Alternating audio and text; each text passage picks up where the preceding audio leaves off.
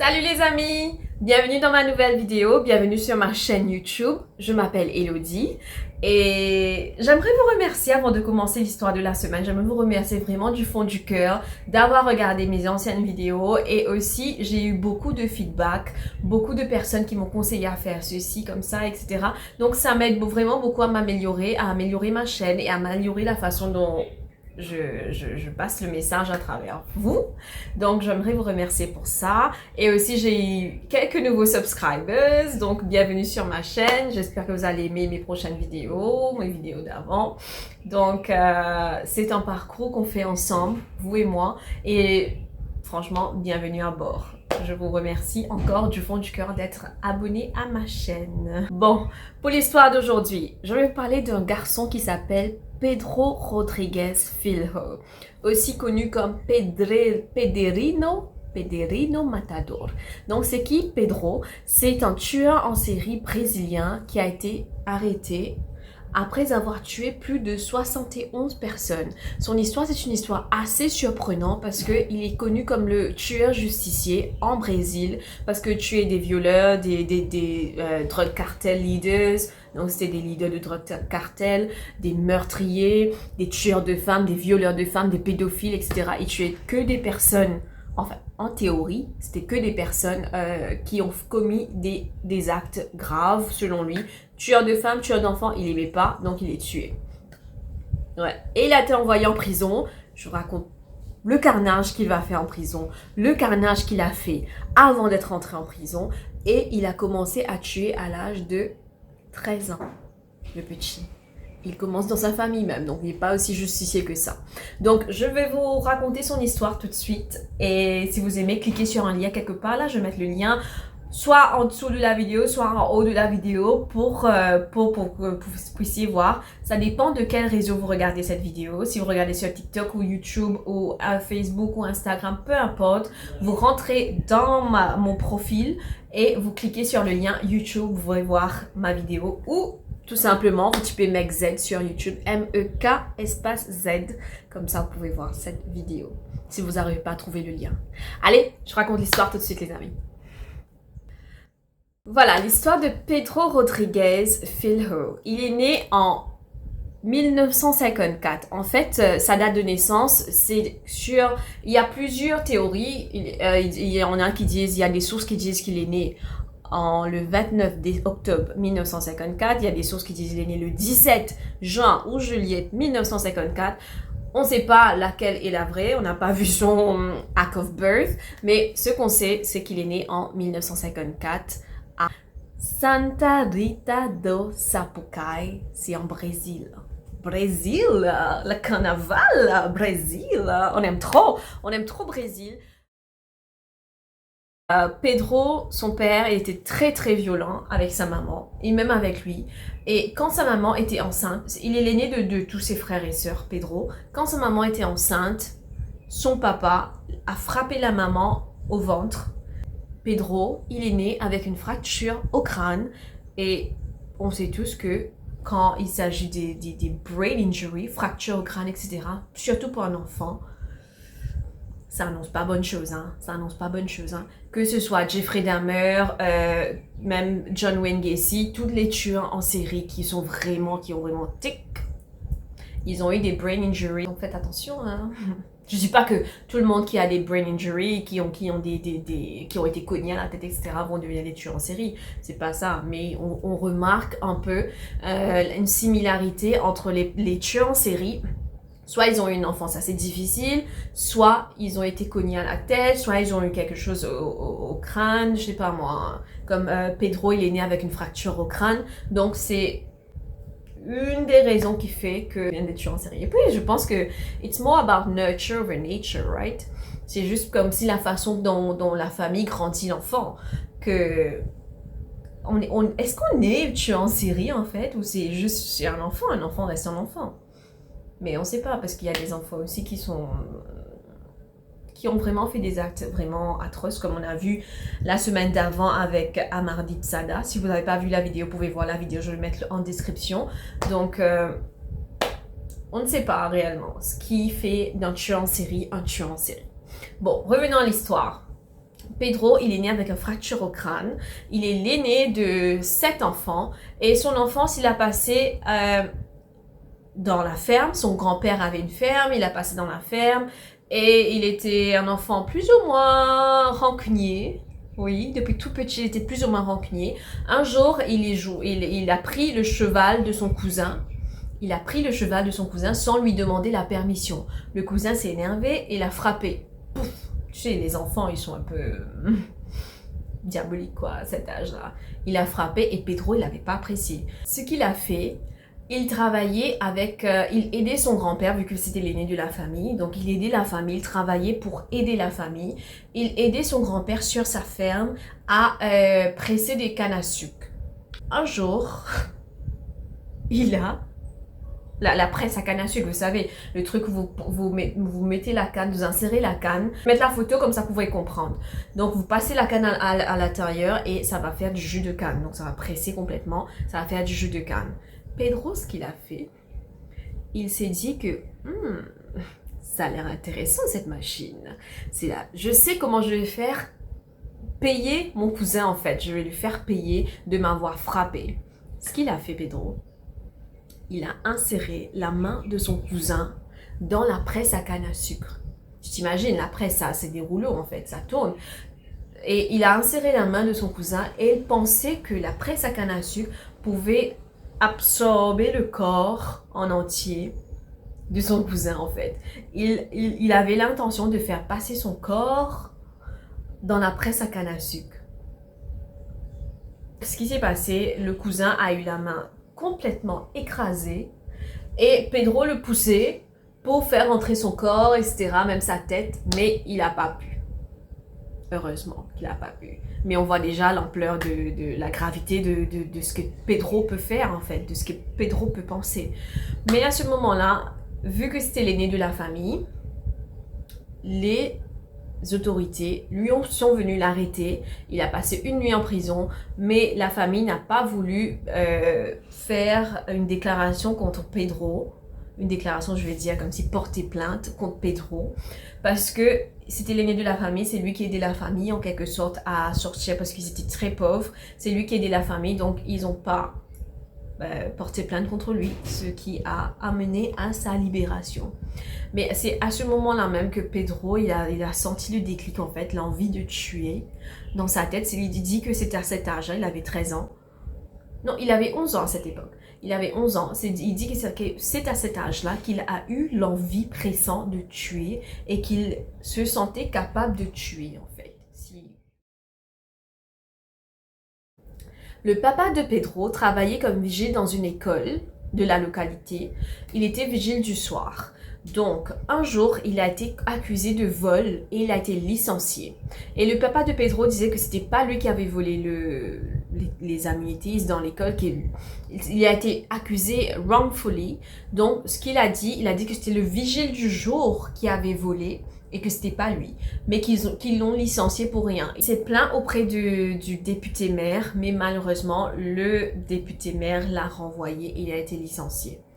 Pedro, quand il a appris ça, le petit Pedro, quand il a appris ça, il a été vraiment, vraiment, vraiment en colère. Il est parti camper dans la forêt, derrière la maison du député maire, et il a emmené un fusil avec lui, un sac à dos, des aménités. Il est parti camper, le petit, ouais.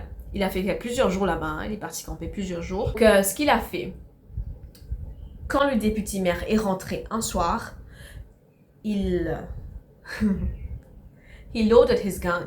Il a pris son fusil. Il avait un fusil avec lui. Il a pris son fusil et il s'est positionné. Il a vu le député maire et il lui a tiré dessus. Et malheureusement, ça a entraîné la mort du député maire, du maire en fait. Ce qu'il a tué sur le coup. Et après avoir fait ça, Pedro s'est enfui dans la route. Pedro s'est enfui. Il n'en était pas fini en fait. C'était pas fini pour lui. Il s'est dit, mais c'était pas que le député maire qui devrait payer pour ça. C'est le vigile du jour aussi. Parce que son papa, le papa de Pedro, lui a dit que c'était le vigile du jour qui avait volé et qu'il n'a pas avoué son crime en fait. Il n'a pas avoué avoir volé. Donc Pedro, dans sa tête, il s'est dit que le vigile du jour, il devrait payer lui aussi. Ce qu'il a fait. Il est parti à l'école, le vigile était rentré à l'école, il était rentré avant tous les enfants de classe en fait. Le vigile il rentre un peu plus tôt que les enfants pour nettoyer, etc. Je sais pas ce qu'il fait moi. Donc il est rentré un petit peu plus tôt et c'est là que Pedro est rentré juste après lui et lui a tiré un coup de balle portant, l'a amoché, l'a tué. Et les deux premières meurtres de Pedro, c'était à ce moment-là. Et quand il a fait ça, quand il a fini de faire ça, Pedro savait que la police allait essayer de l'attraper parce qu'il a tué le maire, le député maire, et il a tué le vigile, donc on allait faire le lien avec lui. Donc ce que Pedro a fait, il avait 14 ans à cette époque-là. 14 ans. À 14 ans, il avait déjà tué 2 personnes. Donc ce que Pedro a fait, il s'est enfui à Sao Paulo, à Mogi das Cruzes. J'aime bien dire ces mots en fait, j'aime bien les mots espagnols moi. Brésil, portugais, whatever. Donc, il s'est enfui à Mogi das Cruzes, on appelle ça Mogi, en fait, c'est un état dans Sao Paulo, et il est parti vivre chez sa marraine. Pendant ce temps qu'il était chez sa marraine, il était toujours en contact avec des cartels de drogue, en fait, des leaders. Et il a rencontré qui va devenir sa femme, qui s'appelait Maria Olympia Aparecida. Donc, Maria, Pedro aimait vraiment Maria parce que c'était sa femme quoi, pour lui c'était sa femme. Et à ce moment-là, sa femme est tombée enceinte quelques temps après.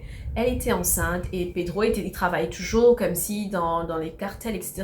Un jour, Pedro s'est créé tellement d'ennemis parce qu'il avait tué, à cet âge-là, il tuait encore beaucoup d'autres personnes, des cartels rivaux.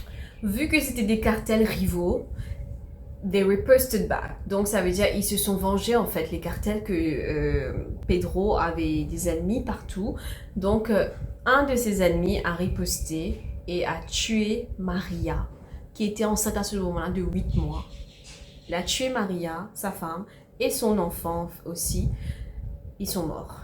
Et quand Pedro il a vu ça, il est rentré chez lui et qu'il a vu sa femme et son enfant gisant dans une mare de sang. Et en fait, sur le mur de sa maison, c'était écrit avec le sang de Maria, You are next. Like, je vais t'avoir, tu es le prochain, je vais t'avoir. Et quand Pedro il a vu ça, il a vrillé. Pedro, déjà, il est assoiffé de vengeance depuis tout le temps. Maintenant, tue sa femme et son fils, son enfant. Il a vrillé complètement. Il a pris son temps, il a tué, il a pris des renseignements, etc. sur qui avait orchestré le meurtre de sa femme, qui a donné l'ordre pour tuer sa femme. Et ce n'est qu'après un an de recherche, où il tua encore, etc. sur son parcours. Donc, c'est après un an qu'une femme est venue vers lui et lui a dit que c'était un des leaders d'un autre cartel qui avait tué sa femme et son fils. Ce qu'il a fait, Pedro, l'histoire devient plus intéressante. Ce qu'il a fait, il a appris que Pedro a su que le leader qui avait orchestré la mort, le meurtre de sa femme, il organisait sa famille, en fait, organisait un mariage. Pedro s'est introduit dans le mariage. Il s'est introduit dans le mariage et quand les sécurités, il y avait des sécurités, etc. sur la porte, parce que c'était des cartels, en fait, il y avait des cartels rivaux, etc. C'est comme dans les films, hein. Je pensais que ça existait que dans les films, mais c'est la réalité, c'est la vraie vie. Hein. Donc, donc les sécurités lui ont arrêté, ils ont demandé, mais c'était qui, toi? Ils ont demandé à Pedro, mais t'étais qui? Et Pedro a dit, je suis l'invité d'honneur de monsieur, le leader du cartel des drogues. Je suis son invité d'honneur.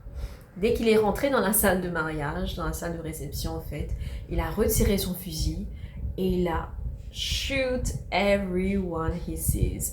Donc il a tiré sur toutes les personnes qu'il a vues, abattant le leader des cartels, abattant les membres de sa famille, abattant les personnes qui étaient là pour ma chance, qui marchaient, etc.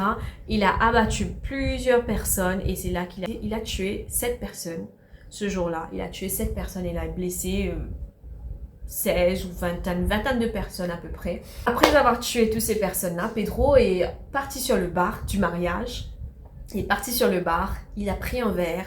En fait, il n'était pas seul, hein, c'était pas seul. Hein, il était avec 2 personnes ou 3 personnes avec lui. Ils sont rentrés sur le bar, ils ont pris un verre et ils ont bu. Casually. Ils ont pris le verre, quoi. Ouais, franchement, je trouve que c'est digne d'un film. Franchement, digne d'un film. Et c'est Le 24 mai 1973, Pedro Filho Rodriguez, aussi connu comme Pedrino Matador, il a été arrêté. J'aime trop dire ça, Pedrino Matador, j'aime trop. Donc, il a été arrêté par la police et il a été passé en justice, quoi. Il a été condamné à 123 années en prison. Chose que on s'est dit que, ouais, voilà, il a été condamné, ça va s'arrêter là. Mais non. Mais non, le justicier, le vigilante, ce qu'il fait, il tue les personnes qui tuent des femmes, qui tuent qui sont des meurtriers, qui violent des enfants, etc. Mais en prison, tu as quoi? Il n'y a que ce genre de personnes en prison, en fait. Des violeurs, des taquets, des tueurs, etc. Il n'y a que ça en prison. Et Pedro, quand il est rentré en prison, pour lui, c'était comme si, oh là là, how many people am I gonna kill? Son esprit de vengeance était comme si très high peak. Il a été au max, au kiff, quoi. Il s'est dit comme si un enfant dans un jardin d'enfants, quoi. Il s'est dit, mais là, c'est là que je vais avoir plus de victimes. Et il tuait sans compter, sans pudeur, etc. Tu vois, il tuait, tout simplement. Donc, ce qu'il a fait, quand il a été condamné, Pedro, quand on l'a emmené même en prison, il était ensemble dans le van, dans le camionneur de police en fait. Il était ensemble avec un autre détenu. Et quand il a demandé au détenu, mais ce que tu avais fait, etc., le détenu, apparemment, il était un tueur de femmes. Et c'est là que Pedro, je ne sais pas comment est-ce qu'il a fait, mais il a tué le détenu qui était ensemble avec lui en route pour la prison. Vous imaginez en fait, quand la police a ouvert le Black Moya, ils ont vu, oh, c'est passé quoi ici? Mais en fait, quelque part, la police trouvait ça quelque part, je pense qu'ils trouvaient ça juste, parce que personne que Pedro tuait, c'était des personnes qui étaient des tueurs en fait, aussi. Donc il était le justicier, il se prenait pour un justicier, il tuait d'autres personnes et la police se dit, bah, bon débarras. Je suppose, hein, je sais pas, mais je pense que la police avait dit bon débarras, c'est pour ça qu'ils ont mis du temps à l'arrêter et on attribue à Pedro, quand il était en prison, il a été condamné à 128 ans en prison, il a tué 47 co-détenus en prison. Et l'histoire ne s'arrête pas là, en fait. Pendant que Pedro était en prison, sa mère, à la maison, son père frappait définitivement sa mère. La frappait tout le temps, était violent, était très agressif avec sa maman. Et son père, quand il est parti chez un membre de sa famille, c'est Pedro qui raconte cette histoire en fait. Il dit que le papa de Pedro, il était parti chez un autre membre de sa famille. Et le membre de famille a dit que la maman de Pedro trompait son papa en fait. Le papa de Pedro, il n'a pas digéré ça du tout. Il est rentré chez lui. Il a assommé sa femme avec une machette. Je vais mettre avec une machette. Il a assommé de 21 coups de machette, ce qui a entraîné sa mort. Il a tué sa maman. Et quand Pedro il a entendu ça, soifé de vengeance comme d'habitude, il s'est dit I'm gonna kill my dad.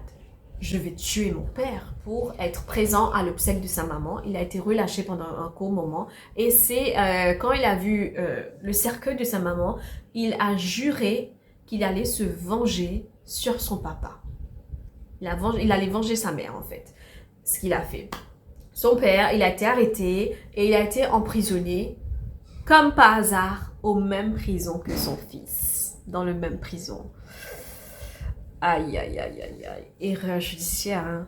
Erreur judiciaire, franchement. Il a été emprisonné dans la même prison que son fils.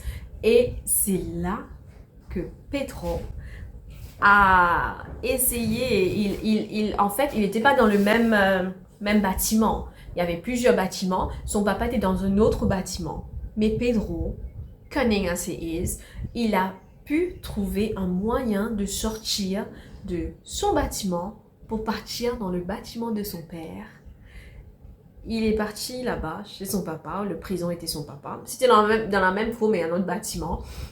Et avec une machette en main, il lui a assommé 22 coups de couteau à son père, 22 coups de machette à son papa. Ce qui a définitivement entraîné sa mort en fait. Il a dit, 21 coups de couteau par rapport à ce que son père avait assommé à sa mère. sa mère elle a reçu 21 coups de couteau et lui il a donné 1 an plus pour avoir tué sa maman. Donc c'était revanche, vengeance complète. Et pas fini, pas terminé ensuite. Il a retiré le cœur de son père et il lui a mâché le cœur. Ah, oh mon Dieu. Il a retiré son cœur, il a mâché le cœur et il a jeté le cœur de son père sur lui en fait. Il a rejeté son cœur. Je rigole pas, c'est vraiment arrivé en fait, c'est vraiment arrivé.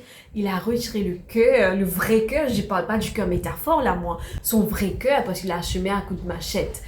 Il a retiré son cœur, il a mâché dedans et il lui a jeté le cœur sur lui. Mais franchement, c'est hallucinant. Quand j'ai vu ça, j'ai halluciné. Je me dis, mais c'est pas vrai, c'est pas possible. Tu peux pas faire ça à ton père en fait, tu l'as déjà tué, tu peux pas faire un truc pareil. Mais non, j'ai vu une interview de lui, il a dit que c'est vrai. Parce qu'il avoue tout ce qu'il a fait. Il dit que c'est vrai, il a fait ça. Et pour lui, c'était parce qu'il voulait se venger en fait. Parce qu'il n'était pas d'accord, parce qu'il n'aimait pas que son père maltraite sa maman comme ça. Parce que pour lui, la famille c'était important. Sa famille en tout cas, c'était important. Et il n'a pas apprécié que sa maman soit tuée comme ça par son père. Et c'est là qu'il a fait ça. C'est là qu'il a fait ça. En prison, Pedro s'est créé un nouveau ami. Et il était vraiment très proche de l'ami, de son ami. Il l'aimait vraiment beaucoup en fait. Mais suite à des ragots que des autres prisonniers ont racontés sur son ami, des ragots qui d'après Pedro c'était des faux rumeurs en fait, son ami a été tué en prison. En prison c'est la loi de la jungle, hein. C'est killed or be killed. Donc son ami a été tué en prison et ça a vraiment débalancé Pedro et il a juré comme d'habitude de se venger. Et il a su que les ragots étaient portés par un transgenre qui était enfermé aussi en prison. Donc, il est parti, les transgenres en prison, à Brésil, dans cette prison où Pedro était, ils étaient dans un compartiment différent. Dans la même prison, mais dans un autre compartiment différent. Et Pedro, ce qu'il a fait, il est parti dans le compartiment des transgenres et il a commencé à tuer, parti sur un rampage complet et il a tué 16 personnes, 16 prisonniers transgenres, ce qui lui a valu d'être mis en isolation. Il a eu un suivi psychiatrique, ce qui a déterminé qu'il était un psychopathe. Les experts ont déterminé qu'il était un psychopathe et qu'il était incapable de ressentir des choses. Et il a été enfermé en isolation 23 heures temps par jour. Il lui a été permis de sortir 1 heure par jour pour faire des exercices, etc., pour un peu se dégourdir les pieds. Mais sinon, il a été enfermé en isolation 23 heures temps par jour. Et ça a duré pendant 10 ans, son isolation. C'est là qui a été une bonne chose pour lui, je suppose, parce que dès qu'il est sorti de l'isolation, il était plus ou moins changé en fait. Il était posé, il était plus...